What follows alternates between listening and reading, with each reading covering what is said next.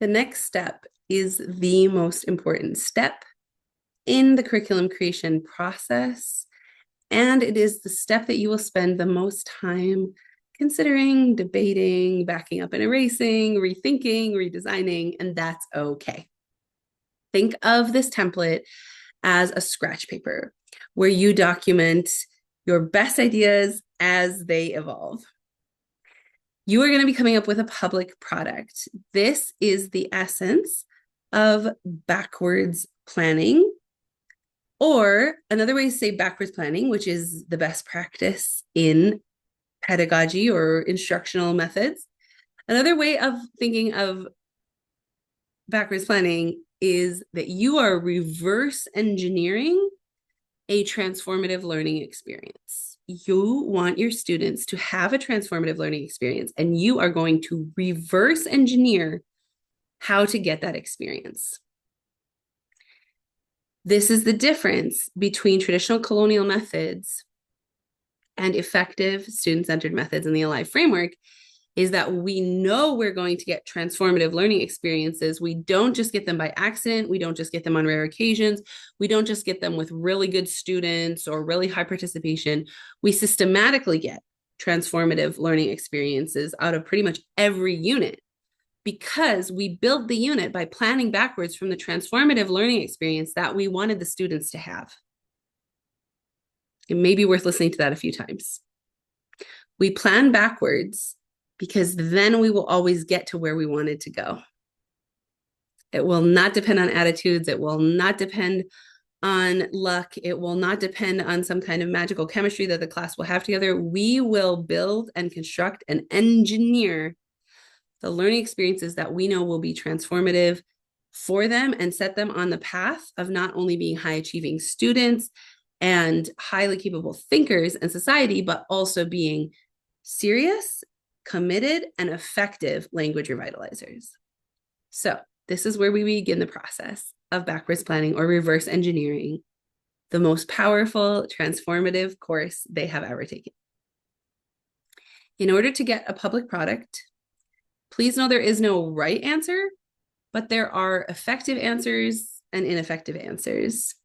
So effective answers to this, effective public products, are going to look in your 3 lists of inspirations, and they're going to combine 3, maybe 4, maybe 5 of what you had in your inspirations that you came up with.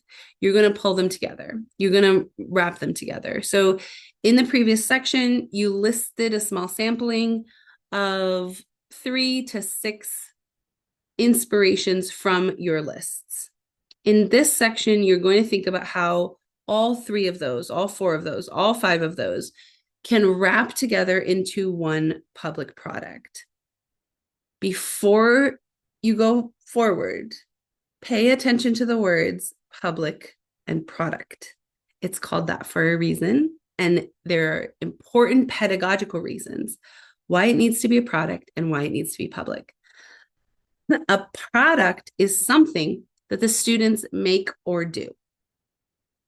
It is something that takes time. It has multiple components, and they produce it. It could be an item that they show to people and talk about. It could be an event that they create. It could be a performance, like a presentation or a play or a skit or something like that. Any of those performances, products that you can imagine could be how you tied together those inspirations. So somehow it needs to contain 3 to 6 of the inspirations that you drew from your lists and dropped into the section above. You're going to combine all of them. So for example, if you thought about students, about yourself wanting to help students learn military feats of their people, for example, and then you also said that the students were really interested in TikTok, and then you also said that something that they have to do every day in their life is maybe explain to someone else what their belief is or what their opinion is and why they think it's right. So now, if we combine all of those together, and this is why you want to only have 3, 4, maybe 5, 6 at an absolute maximum, because you need to find a way to fit all of those into your product. So how do you combine those? How do you mix those together into something that would be challenging and interesting and unique for them to produce? So in the example I'm making up as I'm talking right now, that might mean that they are going to make a TikTok where they argue for a certain take on a military event in their people's history. That means that they're going to do all the research, they're going to prep the persuasive argument, and then they're going to think about how to audio-visually present their argument about this important event in a really compelling way. Suddenly, this is very cool. And what is so powerful about combining the inspirations in this way is that if I'm not really all that interested in military history, I might be really interested in TikTok. And so I'm willing to make a TikTok about this thing I'm not that into because I like making TikToks. Or I'm not familiar with TikTok. I'm not one of those type of people, but I do really care about certain events in the military history.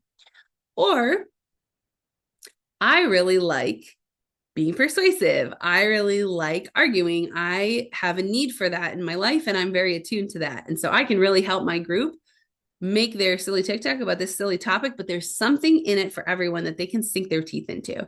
And so that's why above you made your 3 lists, and then you pulled out a few from each. You pulled out 1 or 2 inspirations from each list to combine together into what the product will be, so that everybody, or darn near everybody, has something about this that's really compelling for them, that really speaks to them in its usefulness, in its interestingness, in its challenge, in its coolness.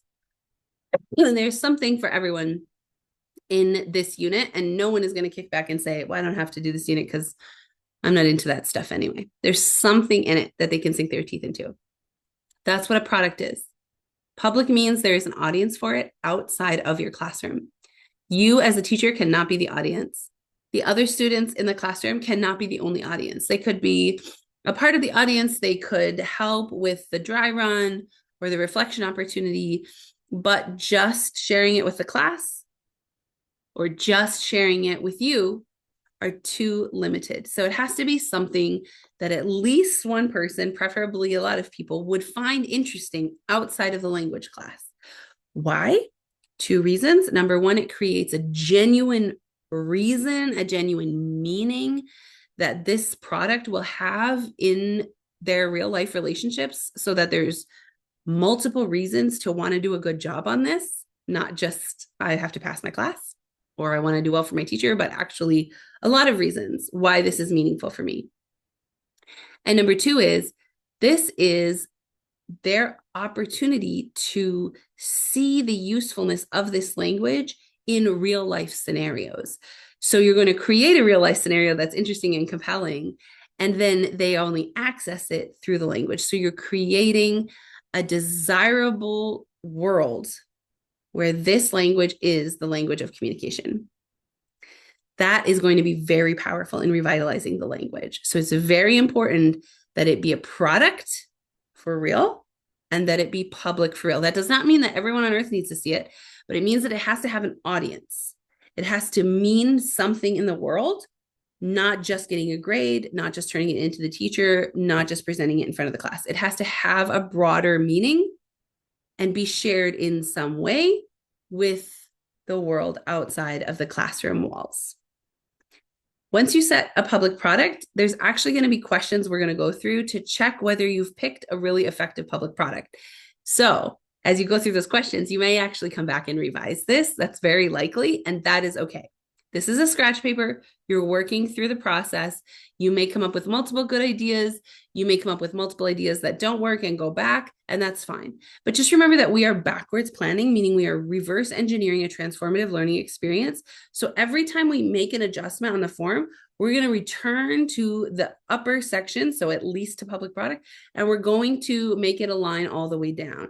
Everything we change in one section needs to align with everything above it. So everything needs to flow logically from the top, or the lessons we do in our unit will not flow logically from the outcome of the unit. So if you are working on something and you approve it and then you move on to the next thing and decide there that you need to change, you go back and you make sure everything lines up and everything is adjusted accordingly. This is an iterative process of reverse engineering a transformative learning experience.